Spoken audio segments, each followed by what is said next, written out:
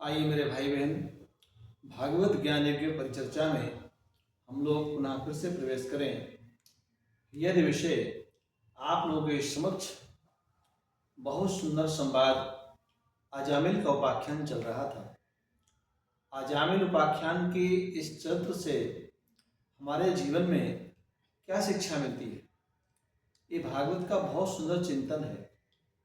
अजामिल ज्ञानी था, विद्वान था, स्मार्ट सौर्थ और स्मार्ट कर्मों में पारंगत था।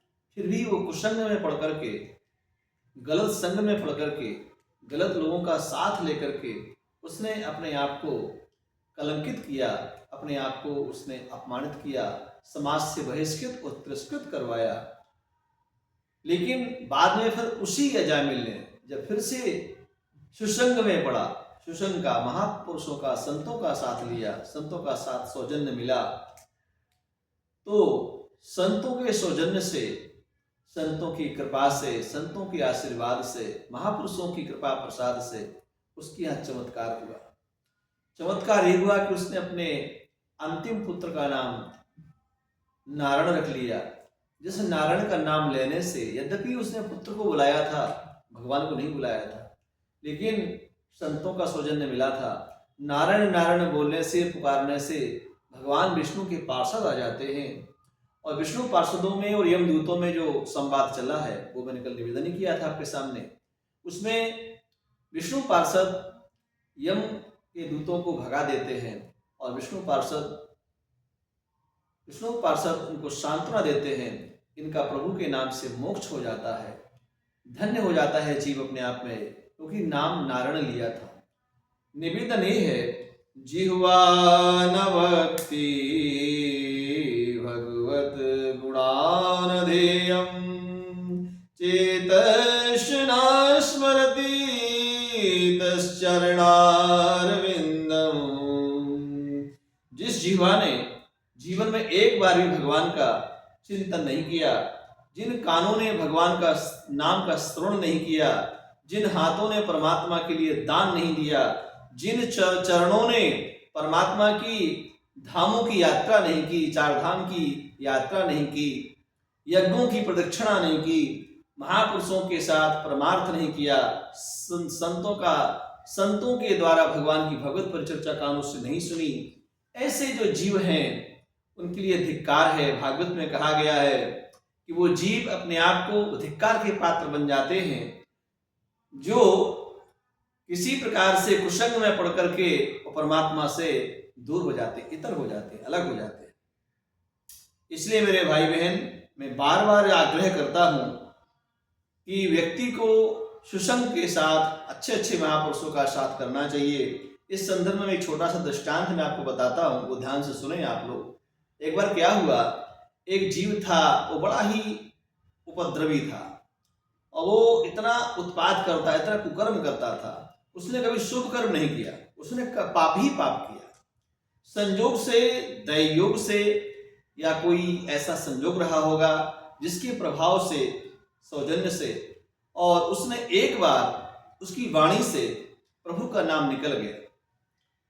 वो निकला ऐसे था कि उसके माता पिता एक दिन गए संत के यहाँ, महात्मा के यहाँ। महात्मा से बोले, बाबा मेरा बालक बहुत पापी है, बहुत ही पापी है, प्रभु का नाम कभी नहीं लेता है। बोले अच्छा। बोले हाँ। बोले कल तुम्हारे घर आएंगे। वो संत उसके घर पहुंचते हैं और संत जब घर आते हैं तो बालक जो है उनसे बोला भी नहीं, प्रणाम दंडवत भी नहीं किया। लेकिन वो संत जो है बड़े संत तो संत होते हैं, संत पास में जाते, अरे बालक, अरे राम राम बोलो बेटा, राम राम। बोले ये सब फालतू वाली काम हम नहीं करते हैं, किसी का नाम नहीं लेते हैं, तुम लोगों का काम है, अपना धंधा है करो, हमें नहीं करना है सब फालतू लोगों का नाम लेना है। अरे बेटा एक बार राम राम बोल दो, उसमें क्या दिक्कत, आप चुप हो जाइए, अब मेरे घर से जाइए, ये सब फालतू का मैं नहीं करूंगा। बहुत विवाद हुआ, करते करते करते करते दोनों में युद्ध होने लगा, संत में और उस बालक में। और युद्ध होते होते उनने कह दिया था सत्य भगवान ने उनके माता पिता से कि हम लोग आपस में युद्ध भी करेंगे तो बीच मत आना। इसके बाद में पटका पटकी होने लगी, है ना। दोनों संत और जो है वो बालक आपस में युद्ध करने लगे और संत वह बरियार थे, पटक के चढ़ गए उसके ऊपर में और गला दबाने लगे उसका, जल्दी से राम बोल, राम बोल, राम बोल। वो गुस्सा में, क्रोध में आ गया, भर गया, लेकिन बाद में कहा, लास्ट में उसको प्राण निकलने लगे, अब दबा देंगे, मर जाओ, जल्दी राम बोलो। एक बार उसने राम बोल दिया।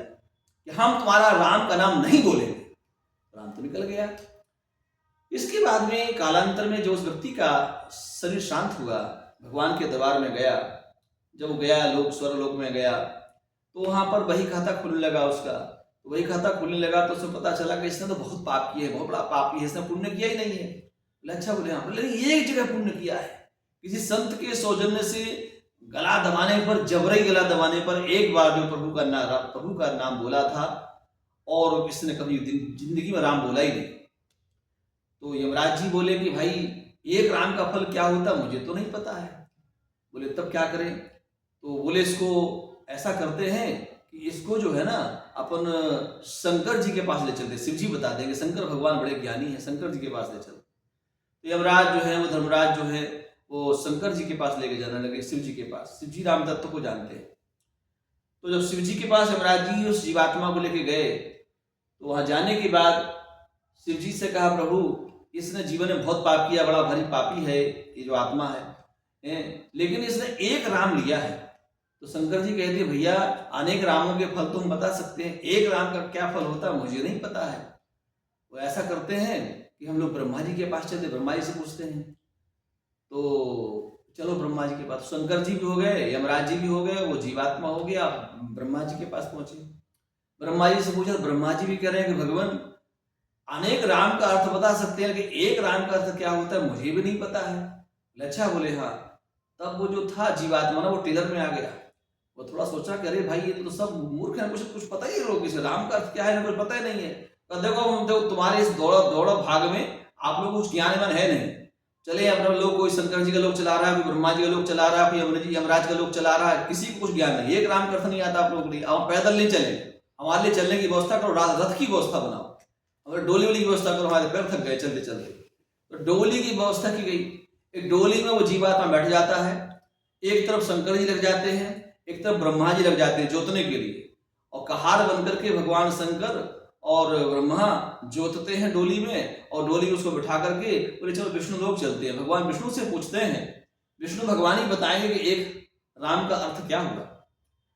जब भगवान विष्णु को पता चला कि भाई एक ऐसा कोई जीवात्मा दिव्य आत्मा आ रहा है जिसकी अगवानी में, जिसके सम्मान में ब्रह्मा जी लगे हैं जोतने के लिए, पालकी के लिए, शंकर जी लगे हैं, यमराज जी ढोलक बजा रहे हैं और मेरे लोक में आ रहे हैं ढोलक बजाते हुए गाजे बाजे के साथ, कौन सी महान आत्मा आ रही है।